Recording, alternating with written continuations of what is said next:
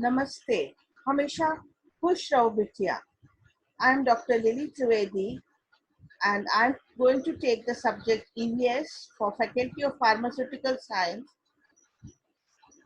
and the session today which we are going to deal is renewable and non-renewable resources. This is session is for Jyoti Vidyapith Women's University B Pharma students, second sem. Renewable and non-renewable energy sources. What is renewable energy and what is non-renewable energy?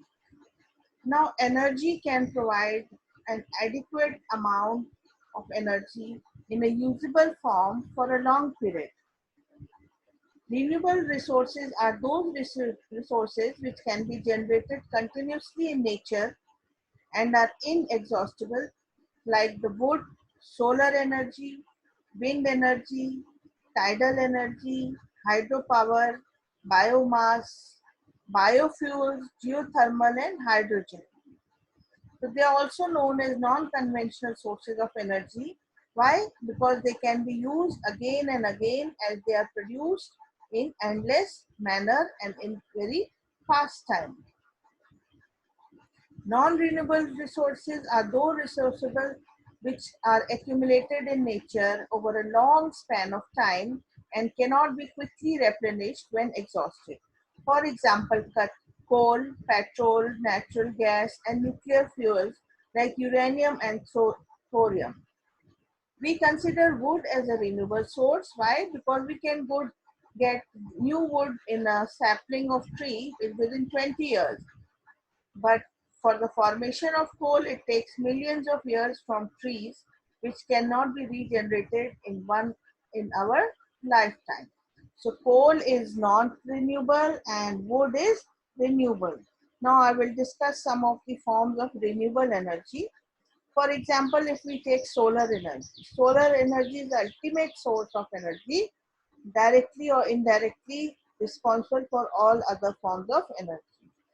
The nuclear fission inside the sun releases enormous amount of energy in the form of heat and light. And it is known 1.4 kilojoules per second per meter square is the solar constant. It is the energy received by the earth from the sun. We have been traditionally using solar energy for drying clothes, food grains, preservation of eatable, and obtaining salt from sea water.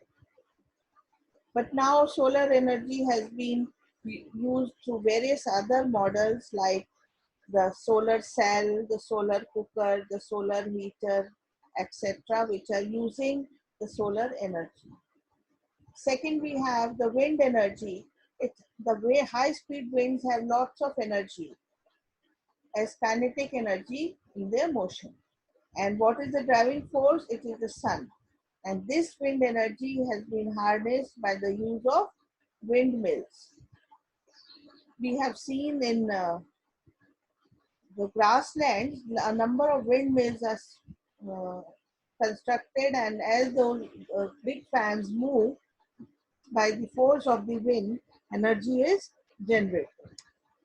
Similarly, we also have hydropower in which the water flowing in the river is collected by a dam constructed where the water is stored and is allowed to fall from the height.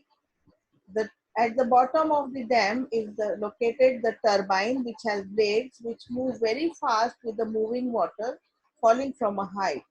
And this in turn rotates the generator and produces electricity. Tidal energy is another form of renewable energy, and it is produced by gravitational forces of the sun and moon. High tide and low tide refers to the rise and fall of water in the ocean. There is a several difference of several meters between the high tide and low tide, and this spins here. You can see the diagram. When there is high tide, the barrage, the water falls from the sea into the reservoir, and in between passing through the turbines and generating electricity. When there is low tide, the water from the reservoir passes through the turbine into the sea and in turn producing electricity. Biomass energy. This is also renewable energy. It is produced from organic matter produced by plants or animals. And what are the products used? Wood, crop residue, cattle dung, manure, sewage, and agriculture waste. So biogas is one of them. It is a mixture of carbon dioxide, hydrogen sulfide, and main constituent is methane gas. It is produced by anaerobic degradation of the waste material, especially animal waste, in presence of water. Anaerobic in anaerobic degradation, in absence of oxygen, the bacteria degrades. Biofuels are fermented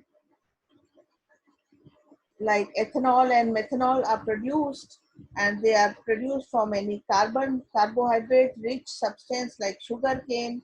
The best, it is clean and non-polluting.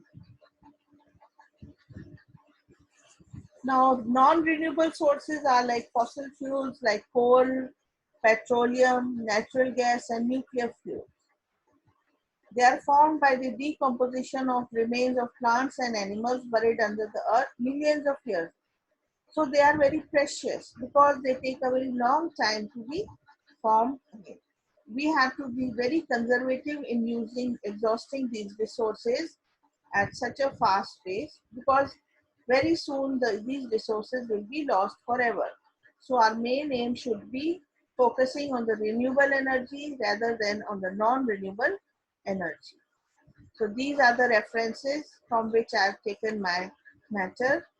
I hope you found my lecture interesting, and if you have any query, please write in the comment box. This session was powered by digital version 2.0 of Jyoti Vidyapeeth. Thank you. Namaste.